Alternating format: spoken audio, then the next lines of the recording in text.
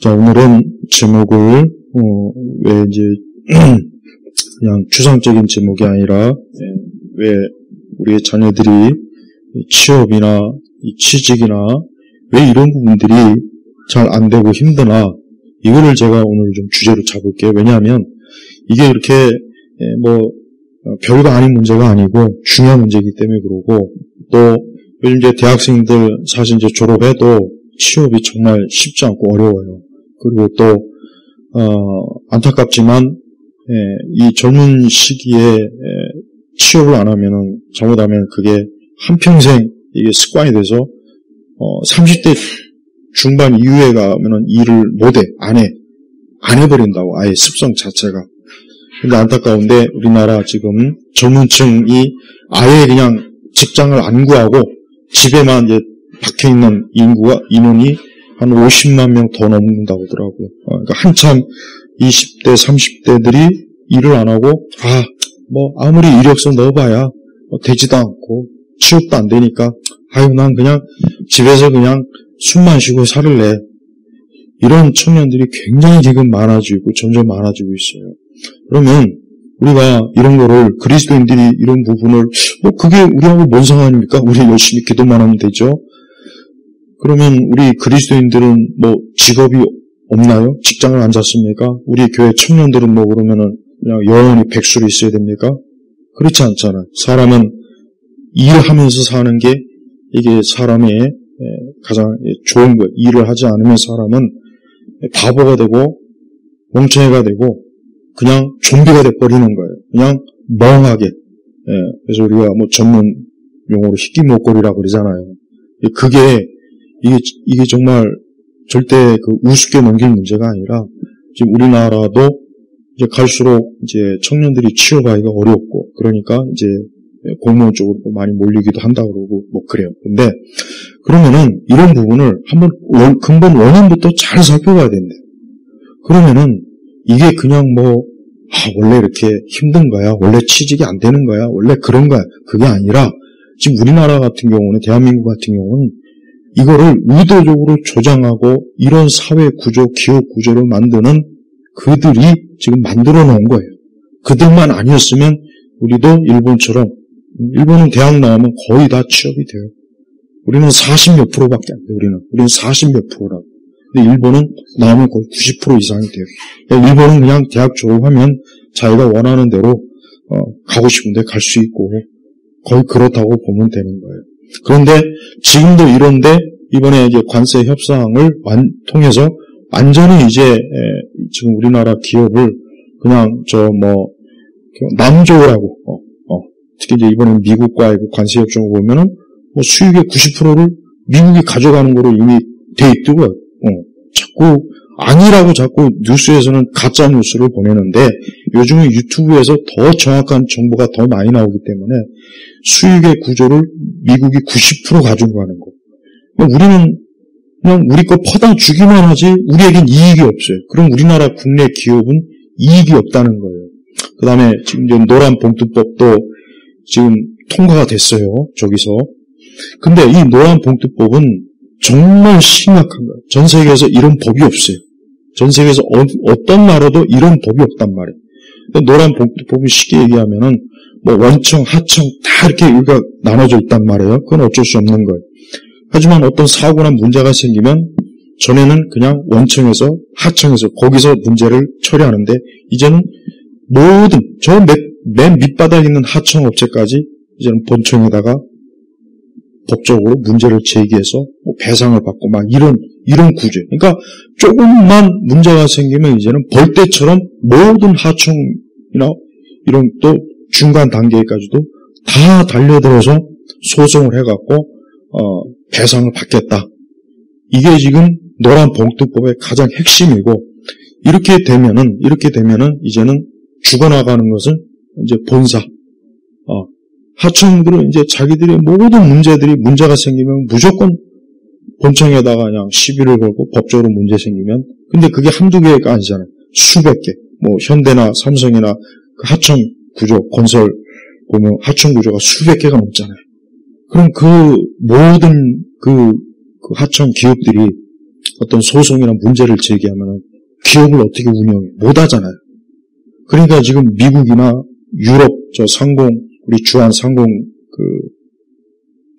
우리 국내 회의에서는 단체에서는 만약에 노란봉투법이 통과되면 우리는 철수하겠다. 미국의 기업들도 우리는 철수하겠다. 공식적으로 의의를 제기했어요. 왜? 이러면은 결국은 어떤 사건, 사고만 좀 나면은 회사 대표가 다 감옥 가고 형사처벌받고, 어떤 보상도 막대하게 해줘야 되고. 근데 이게 그냥 1년에 한두 건 정도면은 그러니 할 수 있지만, 이제 이 노란봉투법이 통과가 되면 1년에 수백 건이 이제 소송으로 기업을 운영할 수가 없단 말이에요. 그래서 노란봉투법은 그래서 윤석열 대통령 때 계속 이거는 거부권 행사였잖아요. 근데 이번에 지금 저희까지 통과가 됐어요. 지금 국회 구조를 여러분 아시겠지만 민주당이 지금 압도적이잖아요. 지금 국힘은 완전히 지금 그냥 지금 정말 거의 그냥 콩가루가 되어 있고, 그러면 이게 통과가 되면 우리가 내가 여러분들이 만약에 어떤 중소기업, 하다못해 중소기업, 아니면 대기업의 CEO라 그러면은 딱 그걸 보는 순간, 여기서 어떻게 내가 기업 운영을 하지? 못해요. 또 외국계 기업이라면은, 대한민국은 안 되겠구나. 더 이상 여기서 어떤 수익을 가져갈 수 없겠구나. 또 법인세 올렸죠? 가뜩이나 지금 미국에 투자하는 것 때문에 국내 기업들이 엄청나게 지금 미국에다 공장 짓고 투자하고 막 그러는데, 이번에도 그 도움을 많이 받았는데, 거기다 이제 국내에서 법인세를 올려버리면, 그럼 기업이 어떻게 되겠어요? 그 법인세 때문에 결국은 어때요? 채용을 더 줄이겠죠? 더 줄이고, 회사 내에서 더 운영이라든가 이런 모든 비용을 계속해서 줄여나가기 위해선 또 다른 곳에서 또 줄이고 그럴 거 아니에요? 인력 조정이 제일 우선이고. 그럼 당연히 이런 대기업에서 요즘은 옛날 같지도 않아 더더욱 문제지만은, 이제 대기업에서 인원을 뽑을 수 있겠냐, 이거. 못 뽑죠. 왜? 인건비가 엄청나게 상승이 될 거 아니에요. 응? 그러니까 우리가 이걸 생각해야 돼. 우리나라는 어느 순간부터 노동자 위주의 법이 돼버렸어요. 노동자. 그래서 노동자들에게 유일한 노동법, 그런 구조, 그런 거로 계속해서 왔기 때문에, 그래서 치유하기가 힘들고, 또 중소기업도 대기업으로 더 올라갈 수 있게 이렇게 해야 되는데, 대기업으로 올라가는 순간 더 많은 막대한 여러 가지 부담이 지어지니까, 그냥 우리가 이 상태에서 머무는 게 좋겠다. 그래서 계속 대기업보다 중소기업으로 있으려고 하는 구조적인 문제란 말이에요. 그래서 우리가 보통 왜 우리 아이가 대학 멀쩡하게 졸업했는데 왜 취업이 안 될까? 당연히 회사가 없으니까, 또 그 회사가 너무나 많은 국가 세금 이런 것들을 부담하니까 당연히 회사에서 충분한 인력을 뽑을 수가 없는 거예요. 그리고 또 우리가 보통 노동 유용성이라고 하죠. 여기 많이 들어봤을 거예요. 미국은 그냥 하루아침에 수천 명, 수백 명 잘라도 전혀 문제가 안 돼요. 근데 우리나라는 사람 한 사람 자르려면은 이게 거의 불가능에 가까워요.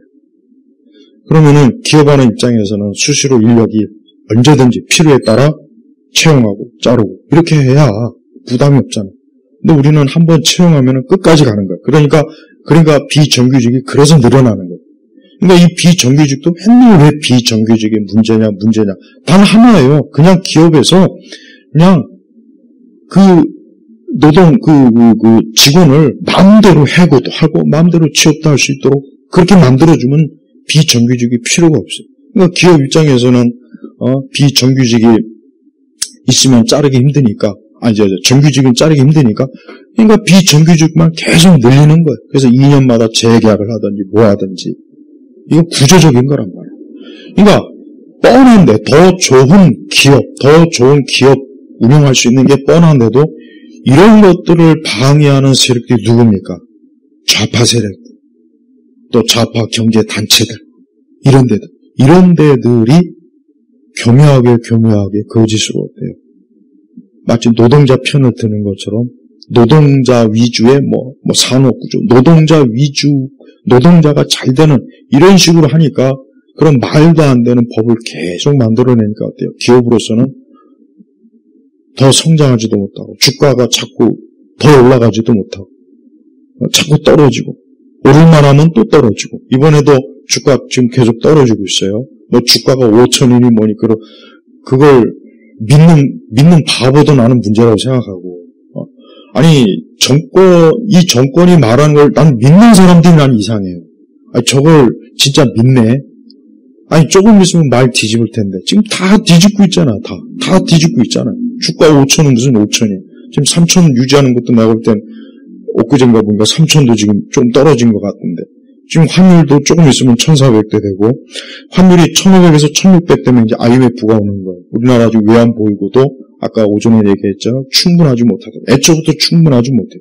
원래 7천억 달러 정도가 있어야 되는데 우리는 4천억밖에 안 돼요. 그러니까 원래 모자른데 지금 미국에다가 거의 5천에서 6천억을 투자하는 거로 지금 계약이 됐단 말이에요. 그러면 우리 1년 예산의 8, 90%를 미국에다 다 투자해. 근데 우리에게는 또 수익이 없어요. 수익의 90%는 미국이 가져가는 거로 다 돼 있어요. 한마디로 얘기하면은 이번 관세 협상은 이제 우리 대한민국이 더 이상 기업들이 버틸 수 없는 상황까지 왔어요. 그리고 노란봉투법 이제 저기까지 통과됐으니까 국회 보내서 통과되면 지금 경제 단체들이 그러잖아요. 제발 이 노란봉투법만은 통과시키지 말아달라. 그리고 외국 주한 유럽 상공회도 그렇고 미국 외국의 기업 단체들도 그러잖아요. 이거 통과되면 우리 떠나겠다. 이미 얘기를 했잖아요. 발표했잖아요. 그런데도 봐요. 지금 저들 통과했어요. 자기네들 당 거기에서. 이제 국회 본회의만 통과하면 이제는 노란봉투법이 이제 통과가 되면은 기업하는 입장에서는 국내에서는 더 이상 기업을 운영을 못해요. 잘못해갖고 어떤 사고나 문제 생기면 어떻게 되겠어요? 이제 벌떼처럼 전에는 그냥 단계별로 이렇게 문제가 해결되는데 이제 벌떼처럼 좀 맨 밑바닥 하층에서부터 본청으로 고소 고발이 들어오고 형사 고발이 들어와서 그럼 대표는 어떻게 되는 거예요? 이재용 회장은 조금만 사건 나오면 법정에 불려다녀야 돼요. 그럼 이게 어떻게 기업을 운영하겠어요? 안 되잖아요. 이래가지고 어떻게 주가가 올라가겠습니까? 그러니까 주식 투자하는 사람, 난 주식 투자는 할 줄도 모르고 뭐 주식의 원리는 알지만 안 해요. 근데 주식을 투자하는 사람, 내가 이런 생각이 들어요.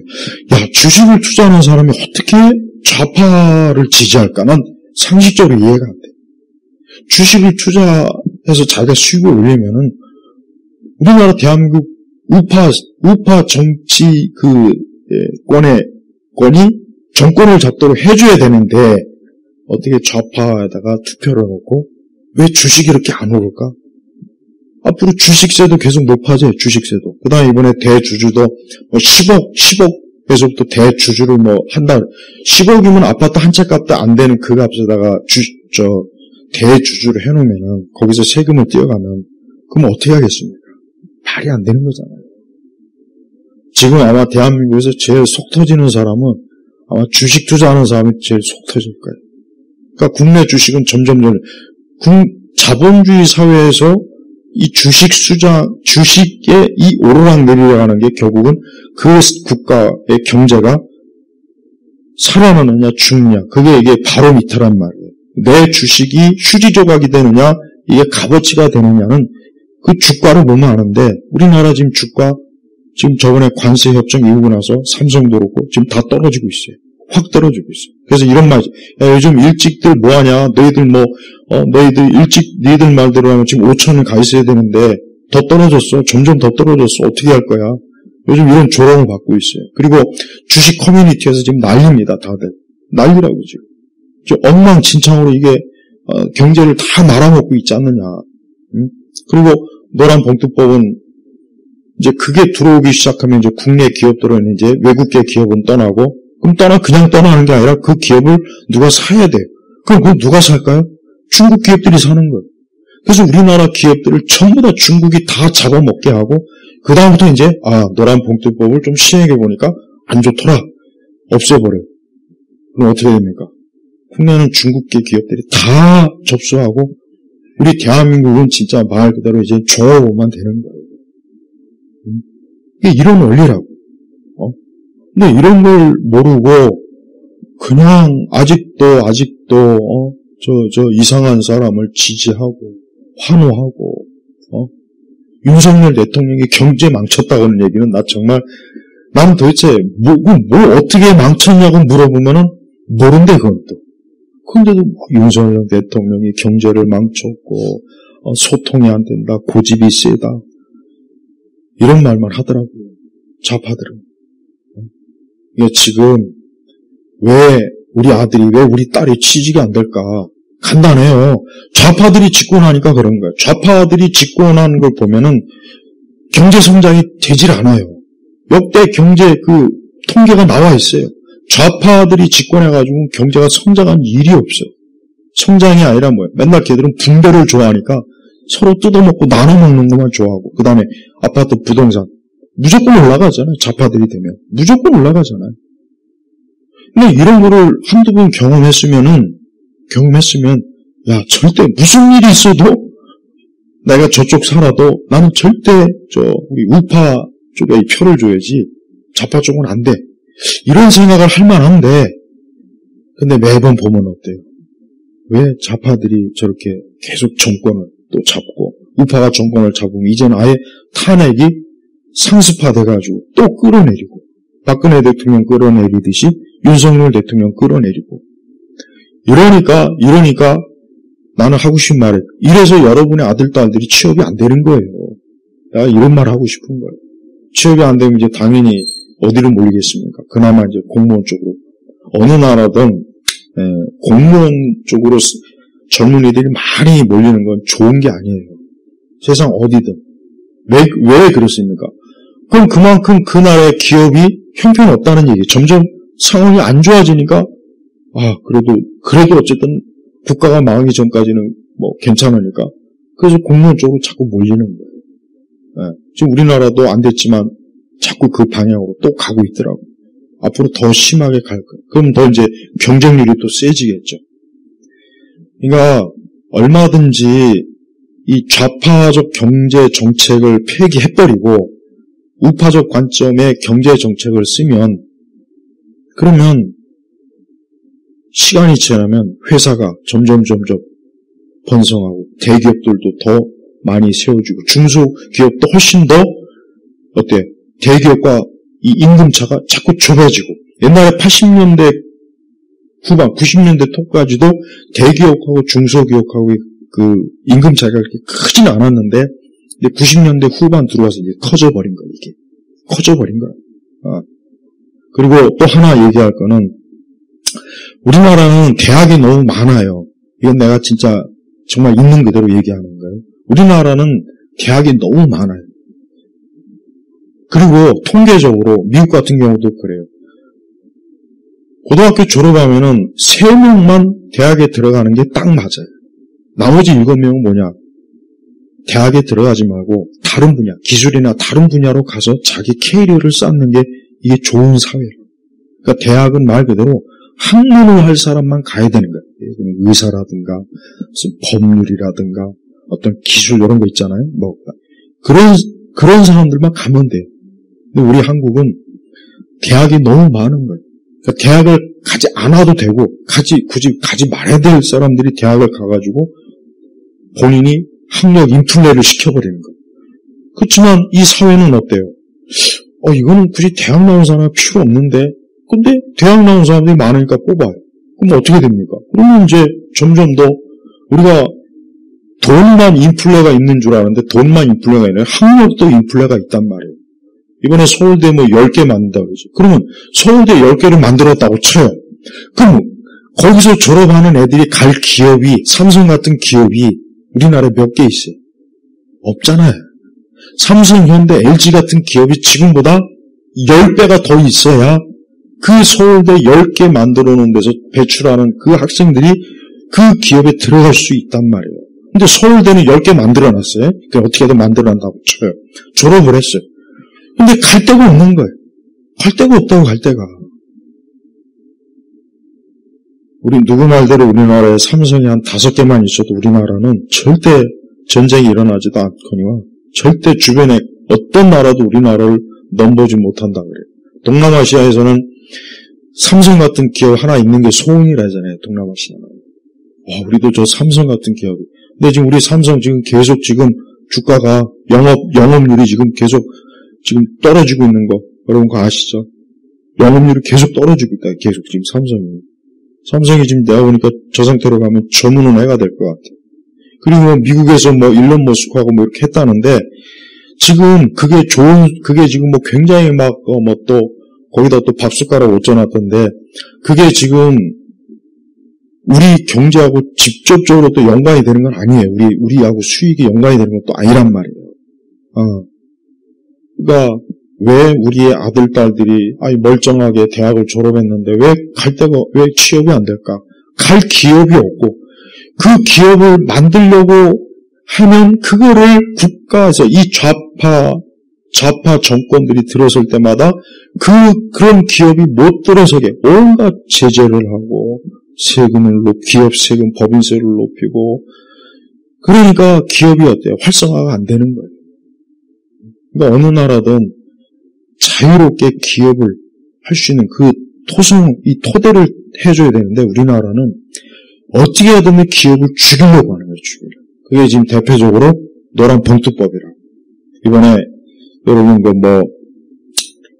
이번에 무슨 복지 카드니 뭐니 이게 나왔지만 15만원, 40만원 받고 1,400만원 내주게 생겼다는 지금 통계가 나와 있어요. 그게 또 사실이고.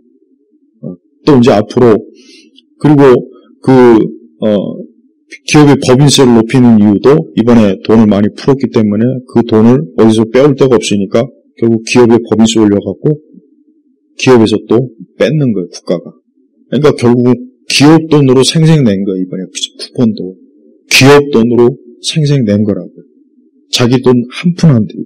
그 다음에 남은 또 돈은 또 이상한 곳에 지들끼리 다 남은 건 또 헤쳐먹겠죠. 꼭 먹고 알 먹고.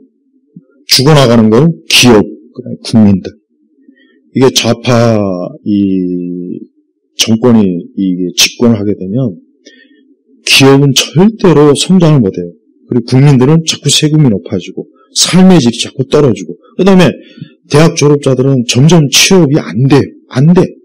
그리고 점점 더 비정규직은 많아지고 정규직은 점점 줄어들고. 그러니까 우리도 미국은 공무원도 그렇고 일반 기업도 그렇고 그냥 하루아침에 막 10,000명 이상 몇천 명 해고해버리잖아요. 근데 또 기업이 경기가 좀 또 어떻게 됩니까? 또 하루아침에 몇만 명, 몇천 명 또 금세 기업이 또 어때요? 또 취업을 해요. 그러니까 미국의 경제가 저렇게 돌아가는 거예요. 근데 우리나라는 아까 얘기했지만 이게 해고가 마음대로 좀 못하죠. 일단 우리나라 노동법 해고가 잘 안 되잖아요. 힘들잖아요. 근데 이게 사실 근로자에게 좋은 게 아니라 이게 악법이에요. 왜? 결국은 노동의 유연성이 떨어지니까. 자, 내가 평생 여기 이 직장에만 있는 게 아니잖아요. 혹시 더 좋은 직장 있으면 나가고 또 들어올 수도 있고. 그러니까 기업의 직원들은 근로자는 기업이 마음대로 해고도 할 수 있고 채용도 할 수 있고 이렇게 해야 비정규직이 없어지고 정규직이 점점 많아져서 임금도 좋아지고 복지도 좋아지고 회사도 커지고 주가가 올라가고 그래서 국가 경제가 좋은데 우리나라는 전부 다 거꾸로. 그러니까 당장은 해고가 어려우니까 좋긴 하겠지만 그럼 기업 입장에서는 야 이거 해고가 어려운데 야 이번에 신입 야 많이 뽑지 마. 그리고 정규직은 이번에 많이 하지 말고 비정규직만 많이 좀 뽑아. 이렇게 하지 나 같아도 누가 정규직을 많이 뽑겠냐고. 안 뽑지. 왜? 해고가 어려운데. 그래서 기업이 나빠지면은 야 이거 내보내야 되는데 인력 감축해야 되는데 그냥 우물 계산 먹기로 그러니까 다음에 야 무조건 비정규직이야. 정규직은 절대 안 돼. 이게 지금 누구나 다 알고 있지만 누구나 다 손 안 대는 거예요. 이게 지금 김대중 정권 때부터 비정규직 생겨난 거 알아요? 알죠? 김대중 정권 때부터 비정규직 생겨났어요. 좌파 정권이 그 정권은 어쨌든. 그러니까 우리나라는 좌파 정권은 역대 경제 이 지표를 보면 단 하나도 국가에 도움이 안 되고 성장도 안 되고 온통 부자들 거 뜯어먹고 세금 높이고 아파트 부동산 값 올리고. 그러니 우리 젊은 애들이 취직할 때가 저 일본에 비해서 반토막도 안 되는 거. 이게 당연히 이해가 가야 되는 거 아니겠어요, 이제? 그런데도 맨날 앉아서 전문 애들도 마찬가지예요. 전문 애들은 이제 이런 걸 좀 알아야 되는데, 그냥 취업이 안 돼. 막 100장 넣었는데도 오라는 데도 없어. 갈 데도 없어. 아예 모르겠다. 난 이 생은 그냥 내 방구석에 앉아서 게임이나 하지. 이런 젊은 애들이 수십만 명이에요, 지금. 통계만 해도 50만 명이에요. 지평가만 해도. 50만 명. 그럼 통계 안 잡힌 것까지 하면 더 많을 거예요. 그럼 이 50만 명의 청년들이 앞으로 3년, 5년, 7년, 8년을 그렇게 백수무직으로 있으면 어떻게 되느냐? 나중에는 일을 못해요. 좋은 직장이 있어도 그게 들어가서도 배견하지 못해서 금방 나와. 왜? 사람이 일을 해야 될 시기에 안 해버리면은 이 사람이 누구나 다 어떻게 되냐? 일을 하고 싶어 하지 않는 게 이게 내성이 생겨버린단 말이에요. 그래서 그 사람 평생 가요. 죽을 때까지. 관 속에 들어갈 때까지 그냥 일 안 하면서 그냥 국가에서 복지금이나 타먹고, 그냥 젊을 때는 알바해서 그냥 알바로 인생 그냥 때우고. 자, 봐요. 기업 나름대로 왜 사원들에게 기업도 높은 임금도 주고 기업 복지도 잘해주고 싶은 게 기업이에요. 우리나라 기업인들 다 좋아요. 절대 드라마나 영화 속에 나오는 그런 악덕, 그런 부자가 아니란 말이에요. 그런데 국가는 그 기업이 마음껏 활동할 수 있도록 법률적 지원도 해주고, 너무 지나치게 노동자들 편에 서지 말고, 기업주한테 좀 더 많은 권한도 주고 그래야 되는데, 툭 하면 무슨 이 노조 단체들을 들고 일어나가지고, 해마다 인상해라, 하다 이제, 내가 이 회사에서 퇴직하면, 내 아들, 내 자식들이 들어올 수 있도록 해라. 이런 것까지 하고, 또 퇴직하면 자동차를 반값에 살 수 있게 해달라고 그러고. 이게 노조가 이런 짓을, 이런 개판을 하려고 맨날 때 되면 서울 광장에 나와가지고 피켓 들고, 윤 정권 물러가라, 박근혜 정권, 보수 정권 물러가라. 맨날 저러는 거예요. 이제 노란봉급법 시행이 진짜 딱 되면은, 아까 얘기한 대로 순서가 돼요. 이제 그러면 외국 기업들은 딱 벌써, 안 되겠다. 여기는 이제 하면은 이제 막대한 손해가 있을 거 아니까 분명히 2, 3년 내로 철수할 거예요. 그럼 매각하겠죠. 그럼 그걸 누가 살까요? 중국 기업들이 살 거예요. 다 그럴 거란 말이에요. 그럼 중국 기업들이 그걸 사가지고 다시 재편할 거라고. 우리나라도 마찬가지. 우리나라도 여기서 사업하기 힘들다. 그래서 미국으로 본사 이전하고 떠나버려. 어쨌든 여기 공장이라는 거 매각해버려. 그럼 그걸 누가 차지해? 다 중국 기업들이 다 주워 먹는 거야, 싼값에. 그러고 난 다음에 이제 이 좌파 정권에서는 이제는 이 노란봉투법을 좀 시행해보니까 너무나 많은 부작용이 어쩌고저쩌고 하면서 폐지를 시켜요. 그럼 이제 중국 기업들이 이제 날개를 달면서 이제 이 땅에서 이제 기생하면서 이제 우리나라는 이제 발 마사지나 하고 우리는 종업원 하고, 우리는 맨날 밑에 그 하층에서 그냥 우리나라 사람들 서류나 들고 복사나 하면서 이러고 있고, 위에 있는 상층은 전부 다 중국 애들이 지들이 다리 다 차지할 거고, 공무원도 국적 제한 폐지해가지고 판사도 경찰도 다 중국 애들이 들어온 판인데, 이런 사기업 중국 애들이 들어오는 건 일도 아니잖아요. 안 그래? 그럼 우리나라 국민들은 뭐 해야 될까요? 우리는 길바닥에 폐지나 죽거나, 우리도 우리 필리핀이나 이런 동남아시아 가서 노동을 한다거나, 젊은 애들은 직업이 없으니까 그냥 외국 건설, 거기를 가든지, 아니면 국내에서 그냥 중국, CEO 밑에서 그냥 거기서 발이나 닦고 있든지, 그렇게 해야지. 내가 옛날에 중국에 선전 가가지고, 강의 끝나고, 우리 선교사님이 구경시켜주는데, 이게 건강 마사지를 이렇게 하라고 하더라고요. 그래서 그거하고 또 발도 이렇게, 이런 거. 너무 잘하더만. 근데 이제 앞으로 우리 입장이 바뀌어요. 우리가 이제 중국 애들 이제 발 이렇게 마사지 해주고, 우리는 그 밑에서 그냥 벌벌 기면서 사는 거예요. 이게 지금 우리나라 좌파, 친중 세력들이 꿈꾸는 대한민국이에요. 이걸 하기 위해서, 그래서 계속해서 지금 잘못된 것들을 해가지고, 또 떠난 건데도 왜 이런 식으로 관세 협정도 하고 그 한덕수 총리나 그다음 그 누구야 그 전문가 그 두 사람들이 전문가란 말이에요. 그 사람들이 4월 달에 이 관세를 잘 하려고 준비하는데 민주당에서 야 니들 하지마 니들 탄핵 계엄 세력이야 니들 반국가 그 윤석열의 그런 가지고 중단했단 말이에요. 근데 이번에 봐요. 여러분도 아시다시피 이번에 관세 협정은 정말 완전히 날림판이에요. 우리나라 제로였는데 이명박 때 제로로 만들었는데 15%가 돼버렸어요. 우리는 우리도 일본처럼 15%. 일본은 우리보다 경제가 3배가 커요. 그럼 우리는 설령 관세율을 또 10% 이하로 해야 되는 거지. 그것도 사실은 손해. 우리는 원래 제로였다고. 그러니까 우리가 가진 게 많아요. 한덕수나 이런 사람들이 전문가이기 때문에 미국에서 협상하면 우리 절대 이번에 이렇게 안 됐을 거라고. 응? 근데 이제 우리나라 자동차 산업 이제 망했습니다. 이제 망했어. 이제 더 이상 수익이 안 돼. 왜? 자동차는 50% 관세를 좀 먹고 들어가야 돼요. 50%인가? 그러니까 일본의 도요타나 독일의 자동차가 아직 우리보다는 낫기 때문에 우리는 그동안 제로, 관세 제로였고 일본은 2%였다고요. 독일도 마찬가지.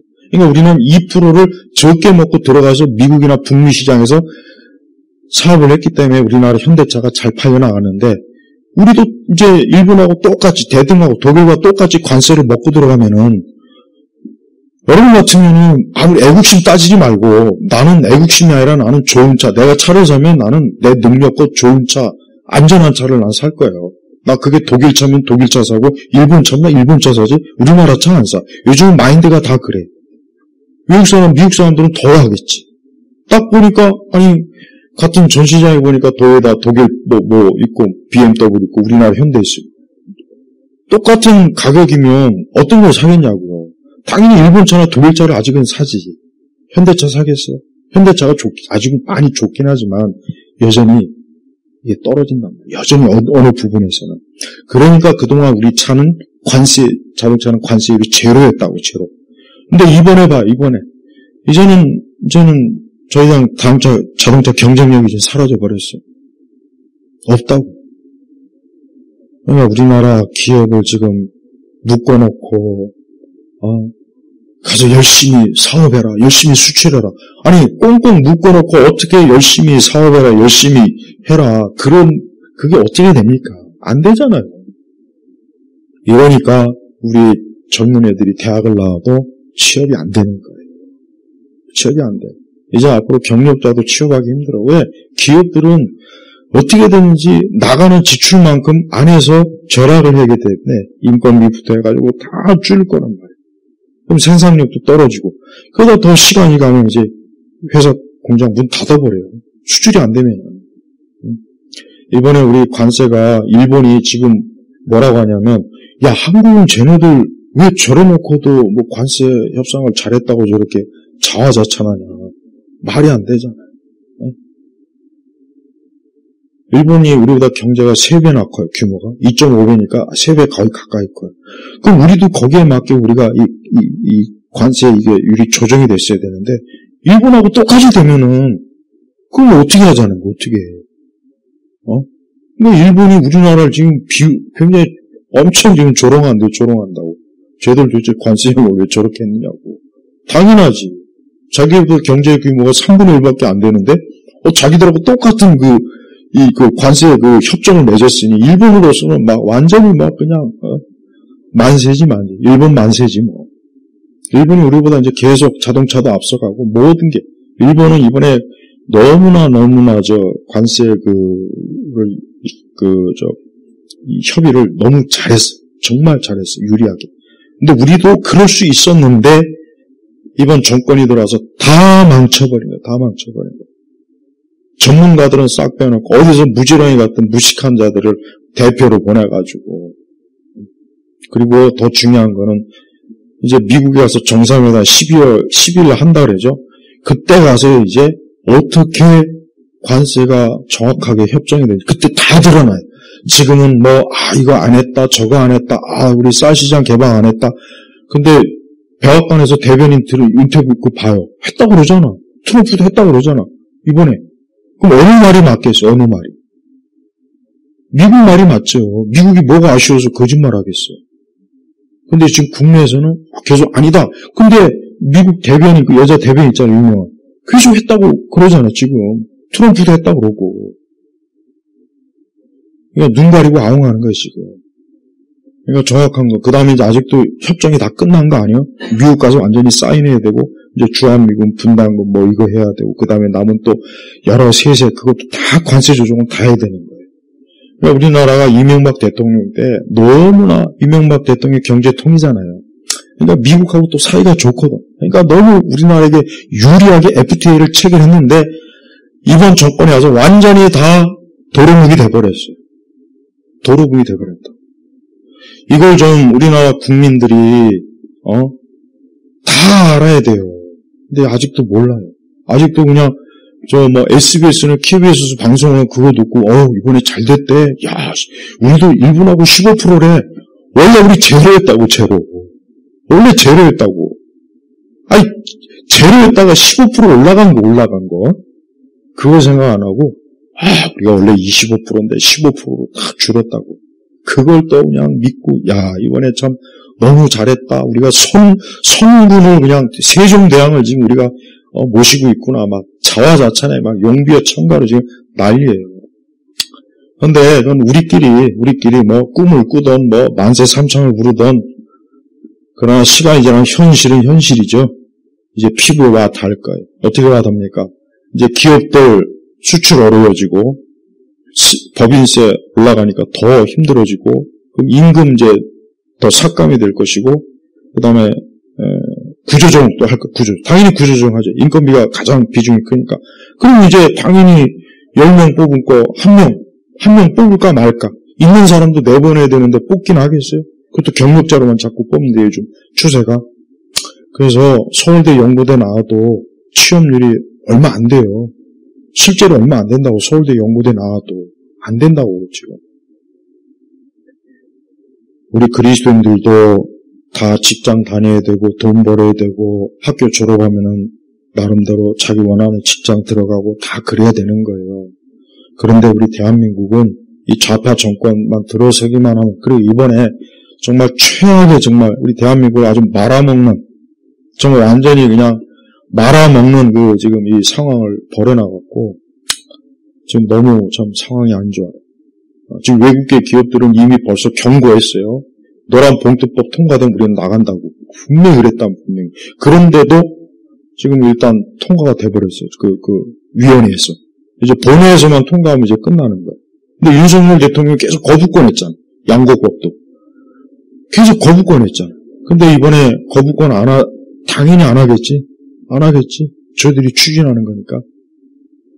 그러니까 우리 믿는 사람들이 이게 결국은 따지고 보면 다 성경의 원리 그대로 적용이 되는 거예요. 그러니까 좌파들은 일하지 않고 먹고 마시고 챙기고 뺏고 이 좌파들의 원리 마인드가 이래요. 그러니까 무조건 대기업에서 돈 뺏어갖고 이번에 쿠폰 돈 채우죠. 그 다음에 또 법인세 높여가지고 그렇게 하죠. 그 다음에 협상도 거지같이 해놔가지고 아니 수익을 미국이 수익을 90% 다 가져가면은 그럼 우리나라는 도대체 뭘 가지고 하라는 얘기 뭐예요? 아니 우리는 그럼 우리는 땅 파서 먹고 살아야 되나? 우리가 석유가 나는 것도 아니고 금덩어리가 나는 것도 아니고 그러니까 오늘 이런 강의를 하는 이유는 내가 늘 그렇지만 우리 그리스도인들도 어쨌든 이 땅에 살면서 우리도 매일 부딪히는 생활 이런 게 있잖아요. 그럼 이런 상황이 왜 벌어졌겠냐 이거. 그러니까 그리스도인들도 이걸 알고서 우리가 세상을 살면서 지혜롭게 뱀같이 지혜롭고 비둘같이 참 순결하게 우리가 모든 면에서 그렇게 살면 좋지 않습니까? 그러니까 그런 목적으로 그래서 앞으로 우리 아들 딸이 취업이 안 되는 게 이게 우리 아들 딸이 무능해서가 아니고 국가가 이 좌파 정책들이 전부 다 회사를 찍어 누르고 주가를 못 오르게 하고 임금을 높이고 세금으로 다 빼가고 그러니까 회사가 번영을 안 하고 번성을 안 하고 자라질 않고 세워지지 않고 있는 기업도 문 닫고 하니까 이래서 우리 아들, 딸들이 취업이 안 되는구나. 이렇게 하려는 거예요. 이렇게 하려는 거. 그렇게 알고 있으면은 앞으로 투표장에 가면은 내 아들, 딸들이 취업할 수 있는 정책을 어떤 정당이 해줄까? 그걸 좀 생각하면서 앞으로 투표를 하라는 얘기예요. 물론 투표해도 이제 그것조차도 이제는 믿을 수가 없는 세상이 돼서 참 그것도 어렵지만 어쨌든 그러니까 우리가 이런 걸 알면서 기도하는 게 더 좋고 우리 대한민국이 어쨌든 번성하고 번영해서 우리 믿는 사람들이 좀 평안하게 여러분이 기름값이 너무 높아져서 여러분이 차에 기름을 못 넣고 차를 끌고 다니는 횟수를 10번에서 5배를 줄이면은 교회 오는 것도 힘들잖아요. 안 그래? 교회 오는 것도 힘들잖아요. 바이든 때 우리나라 기름값이 엄청나게 많이 먹었어요. 그래 트럼프가 됐을 때는 그 많은 기름값이 확 또 줄었어요. 왜? 미국에서 있는 석유를 바이든이 안 했거든. 그러니까 중동산 산유값이 오른 거예요. 그럼 당연히 우리도 오르잖아요. 우리는 수입하니까. 기름 한 방 안 나잖아요. 근데 트럼프가 야 우리나라 기름 많이 나는데 빨리 기름 생산해. 그럼 기름값이 내려져. 그럼 우리도 수입하니까 수입가가 내려지면 우리도 자동차 주유비가 내리는 거예요. 이래서 우리나라가 지난 정권 때 바이든 때 50 몇 조를 우리가 기름값으로 나갔다고 하더라고요. 바이든 때. 근데 트럼프 때는 기름값이 확 줄는 거예요. 원리가 다 이렇게 되는 거예요. 세상 원리가. 미국이 만약에 자기 기름 세계에서 내다 팔면요. 저 중동 산유국은 다 망한답니다. 망한대. 근데 미국은 이제 자기네 석유를 이제 정책 전략으로 이제 하고 있지만 그래도 자국 내에서 많이 풀면은 전세 기름값이 낮아지면 우리도 역시 수입해서 쓰니까 우리도 주유할 때 기름값이 적게 될 거 아니에요. 그래서 좋은 거예요. 이래서 트럼프가 좋은 거예요. 알지도 못하면서 트럼프는 천재. 내가 볼 땐 IQ 150 몇이라는데 정말 이번에 협상하는 것도 보면은 가지고 놀잖아요. 완전히. 그리고 또 이거 워싱턴에 이제 와서 이번에 너 이거 있지? 만약에 우리 요구 안 들어주면 이거 다 터뜨릴 거야. 거기서 그 한마디 하면은 저놈이 거기 가서도 뭐 할까요? 내가 볼 땐 그 앞에서 숨도 못 쉴 거예요. 더 큰 무기가 있거든. 그러니까 빨리 오라고. 2주 안에 오라고 그랬더니 2주 안에. 와서 밥이나 먹고 남은 거 협정 마무리하자. 그러니까 트럼프가 아주 그냥 그러니까 안에서는 그냥 막 왕 노릇하면서 밖에 나가면 지새끼도 못 되는 것들이 저렇게 지금 마치 그냥 이 대한민국 이 좁은 안에서는 그냥 뭐나 된 듯이 그냥 황제 노릇하죠. 저 밖에 나가면 쥐새끼도 안 돼. 일본만 가도 숨도 못 쉬는 것들이 미국 가서 무슨 숨을 쉬겠습니까? 자, 우리가 이런 경제의 원리를 좀 알고 산다면 적어도 그리스도인은 이래서 좌파가 되면 안 되겠구나. 좌파 지지하면 안 되겠구나. 내 아들, 딸들을 위해서라도 좌파는 절대 안 되겠구나. 이걸 알 수 있을 거예요. 기도하겠습니다. 하나님 아버지 감사합니다. 우리 대한민국이 참 점점 이 번영의 불꽃이 지금 꺼져갑니다. 이제 너무 많이 꺼져서 이제 점점 어두워지고 있습니다. 우리 믿는 사람들이 어떻게 해야 될지, 어떻게 참 하나님 앞에 도움을 구해야 될지 우리가 참 이 부분에 있어서 정말 기도하며 정말 주님 외에는 붙잡을 데가 없습니다. 주께서 이 나라 이 민족을 살려주시고 제발 저 좌파들 좀 어떻게 좀 해주시고 빨리 저 좌파 세력들을 무너뜨려 주시옵소서. 간절히 기도하며 우리 주 예수 그리스도 이름으로 기도 올렸습니다. 아멘.